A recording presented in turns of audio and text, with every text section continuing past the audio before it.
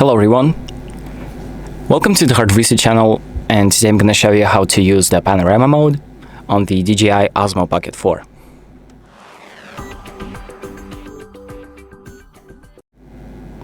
So if you want to make a long camera shot or like a 360 photo, I'm going to show you how to do it.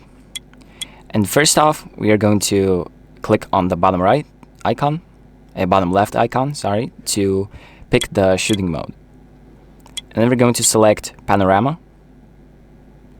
And then in Panorama, what we can do is just pretty much hit the, put the device upright, so it's like standing, it's on a stable surface. And after that, we can just hit the record button. So I'm going to put it up, set it up where I want to start the recording from, or the shot, and then hit the picture icon.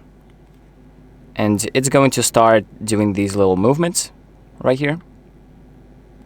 And basically once it's done, it's going to create this nice time-lapse photo. So let me just take a time-lapse photo and I'll get back to you and show you how it looks like.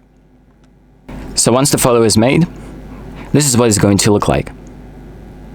So you can see that it is capturing a really wide angle because it took 9 photos and then arranged them in a single photo, which makes it look pretty wide.